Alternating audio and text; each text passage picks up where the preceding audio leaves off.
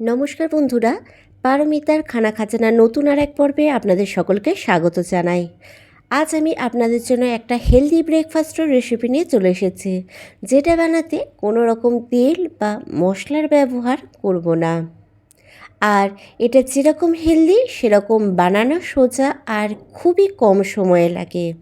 তাই এটা যে কোনো দিন ব্রেকফাস্টে বা স্কুল কলেজে টিফিনের জন্য কিন্তু বানিয়ে ফেলতে পারেন। তাহলে চলুন ঝটপট দেখে নিয়ে যাক আজকের এই হেলদি ব্রেকফাস্টের রেসিপিটা। আশা করছি আপনাদের ভালো লাগবে। আর যদি ভালো লেগে থাকে তাহলে অবশ্যই একটা লাইক শেয়ার করে দেবেন। আর আমার চ্যানেলে এরকম আরও ভালো ভালো রেসিপি পেতে হলে অবশ্যই চ্যানেলটাকে সাবস্ক্রাইব করে রাখতে হবে, আর পাশে থাকা বেল আইকনটা প্রেস করে রাখতে হবে, যাতে আমি যখনই কোনো রেসিপি আপলোড করব সবার আগে নোটিফিকেশন আপনার কাছে পৌঁছে যাবে। তাহলে চলুন ঝটপট দেখে নেওয়া যাক আজকের এই রেসিপিটা। আমি এখানে প্রথমে একটা ছোট সাইজের শসা নিয়ে নিয়েছি। আমি যতটা পরিমাণ ব্রেকফাস্টটা বানাবো সেই হিসাবে একটা ছোট সাইজের শসা হলেই কিন্তু হয়ে যাবে।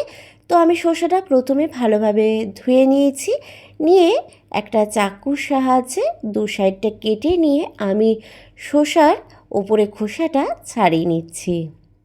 আপনারা চাইলে বটির সাহায্যেও কিন্তু খোসাটা ছাড়িয়ে নিতে পারেন। তো দেখুন খোসাটা কিন্তু পুরোটা ছাড়ানো হয়ে গেছে। এবার আমি একটা বোল নিয়ে নিয়েছি আর নিয়ে নিচ্ছি একটা গ্রেটার। আপনাদের বাড়িতে যেরকম গ্রেটার থাকবে সেই গ্রেটারই কিন্তু নিতে পারেন। এবার আমি শসাটা এই গ্রেটারটার সাহায্যে একদম মিহি করে গ্রেট করে নেব। শসাটা যতটা মিহি করে কিন্তু গ্রেট করা যাবে ততটাই কিন্তু ভালো হবে, কেননা আমরা একটা ব্যাটার বানাবো, তাতে কিন্তু শসাটা মিহি করে গ্রেট করা হলেই কিন্তু বানাতে সুবিধা হবে। তো দেখুন শসাটা কিন্তু পুরোপুরি মিহি করে গ্রেট করা হয়ে গেছে। এবার আমি বোলটা সাইডে রেখে দিলাম। রেখে দিয়ে আমি এখানে নিয়ে নিয়েছি দেখুন পালং শাকের পাতা। আমি শুধু পাতাটা নিয়েছি, ডান্ডিটা নিইনি। তো আমি এখানে 10-12টা পালং শাকের পাতা নিয়ে ভালোভাবে ধুয়ে পরিষ্কার করে নিয়েছি। এবার এই পালং শাকের পাতাগুলো আমি একদম মিহি করে কুচিয়ে নেব, বা ছোট ছোট একদম টুকরো করে কুচিয়ে নেব। যেহেতু আমরা শসাটা গ্রেট করে নিয়েছি, এখানে পালং শাকের পাতাটাও কিন্তু যতটা মিহি করে কোচানো যায় ততটাই ভালো। তো আমি এখানে ছুরির সাহায্যে কুচিয়ে নিচ্ছি। আপনারা চাইলে কিন্তু বটির সাহায্যেও কিন্তু মিহি করে কুচিয়ে নিতে পারেন। আমি দেখতেই পাচ্ছেন এরকম দেখুন সরু সরু করে কুচিয়ে নিয়েছি। এইভাবেও কিন্তু কুচিয়ে ব্যবহার করতে পারেন, কিংবা এর থেকে ছোট ছোট টুকরো করেও কেটে নিতে পারেন। তো আমি দেখিয়ে দিচ্ছি দেখুন, ওইভাবে সরু সরু করে কুচিয়ে নেওয়ার পর আমি পালং শাকটা এইভাবে একটু ঘুরিয়ে নিয়ে আবারও কুচিয়ে নিচ্ছি, যাতে একদম ছোট ছোট টুকরো হয়ে যায়। তো এইভাবে কিন্তু আমি সবকটা পালং শাকের পাতাকে ছোট ছোট টুকরো করে বা মিহি করে কুচিয়ে নেবো। তো দেখতে পাচ্ছেন ভিডিওতে যে পালং শাকের পাতাটা কতটা মিহি করে কুচোনো হয়েছে। তো এইভাবেই কিন্তু পালং শাকের পাতাগুলো কুচিয়ে নিতে হবে।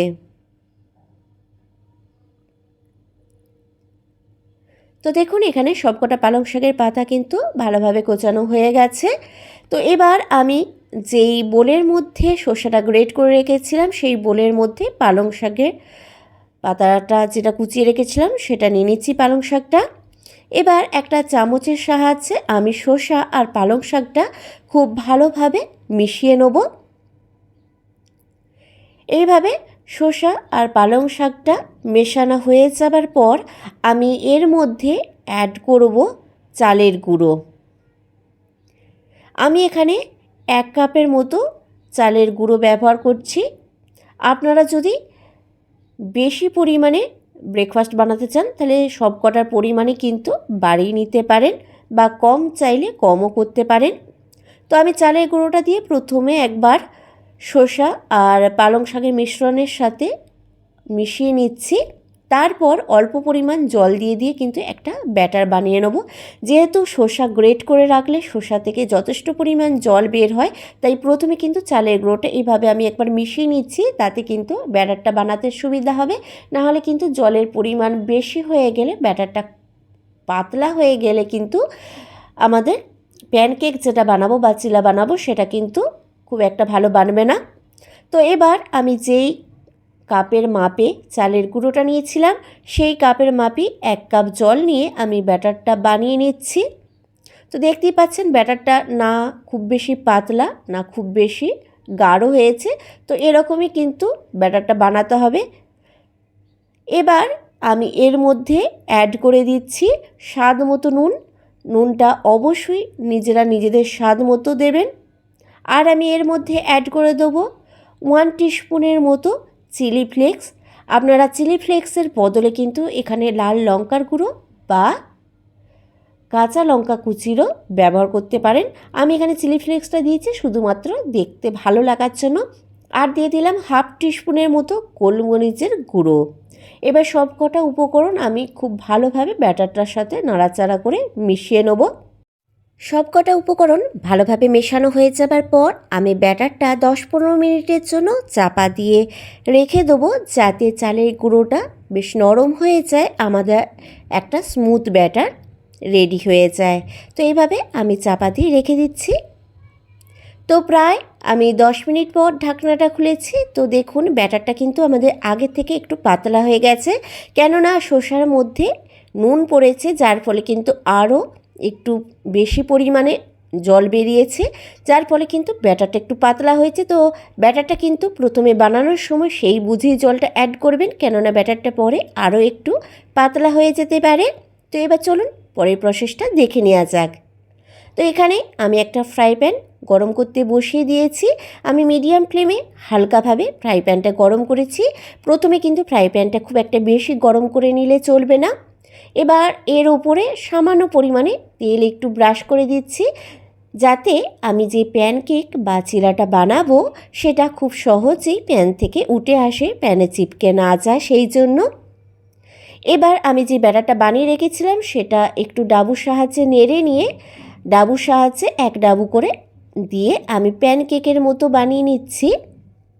তো আমি এই ফ্রাই প্যানটায় একসাথে 3খানা প্যানকেক বানাতে পারছি, তো বানিয়ে নিচ্ছি।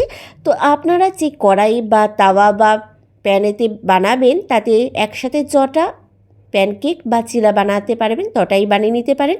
আর এইগুলো আপনারা নিজেদের পছন্দ মতো সাইজেও কিন্তু বানিয়ে নিতে পারেন। তো আমি চাপা দিয়ে লো টু মিডিয়াম ফ্লেমে প্রায় 1 মিনিটের মতো সেঁকে নিয়েছি। তো 1 মিনিট সেঁকার পর দেখুন ওপরের দিকটা কিন্তু বেশ ভালোভাবে শুকিয়ে গেছে। যতক্ষণ না প্যানকেকের ওপরের দিকটা ভালোভাবে শুকিয়ে যাচ্ছে ততক্ষণ পর্যন্ত কিন্তু সেঁকে নিতে হবে। এবার আমি একটা খুন্তির সাহায্যে প্যানকেকগুলো বা চিলাটা উল্টে দিচ্ছি, দিয়ে অন্য সাইড থেকেও কিন্তু ভালোভাবে সেঁকে নেব। তো দেখতেই পাচ্ছেন এই সাইডটা কিন্তু বেশ লাল লাল করে সেঁকা হয়ে গেছে।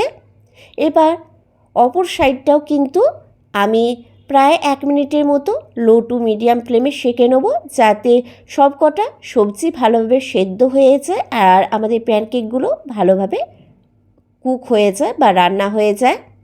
তো এইভাবে আমি একটু চেপে চেপে সেঁকে নিচ্ছি। নিয়ে আপনারা চাইলে এই প্যানকেকগুলোর উপর থেকে অল্প পরিমাণ তেল বা বাটারও লাগিয়ে দিতে পারেন, আবার চাইলে নাও লাগাতে পারেন। তো আমি একটু দেখতে ভালো লাগার জন্য ওপর থেকে সামান্য পরিমাণে রিফাইন্ড অয়েল ব্রাশ করে দিচ্ছি। আপনারা যদি বাচ্চাদের জন্য বানান তাহলে ওপর থেকে কিন্তু একটু বাটারও ব্রাশ করে দিতে পারেন, তাহলে বাচ্চাদের আরও বেশি পছন্দ হবে। তো যেহেতু আমি তেলটা লাগিয়েছি আমি উল্টে দিয়ে আরও কয়েক সেকেন্ড একটু সেঁকে নিচ্ছি। তো আমাদের কিন্তু প্যানকেক একদম রেডি হয়ে গেছে। এইভাবে কিন্তু আমি সবকটা প্যানকেক বা চিলাই বানিয়ে নেব। তো দেখতেই পাচ্ছেন দেখতে কিন্তু কতটা সুন্দর এটা বেনেছে। এবার আমি গরম গরম এটা পরিবেশন করে দেবো। তো দেখুন আমাদের কিন্তু হেলদি ব্রেকফাস্ট একদম রেডি হয়ে গেছে। আমি পরিবেশনও করে দিয়েছি কিছুটা পরিমাণ স্যালাড আর টমেটোর কেচাপের সাথে। এটা আপনারা যে কোনো ধরনের চাটনি বা সসের সাথেই পরিবেশন করতে পারেন। তো রেসিপিটা আপনাদের কেমন লাগলো অবশ্যই কিন্তু আমাকে কমেন্ট বক্সে কমেন্ট করে জানাতে ভুলবেন না। আর বাড়িতে কিন্তু অবশ্যই এইভাবে একবার বানিয়ে খেয়ে আমাকে জানাতে ভুলবেন না যে আপনাদের কেমন লাগলো এই হেলদি ব্রেকফাস্টের রেসিপিটা।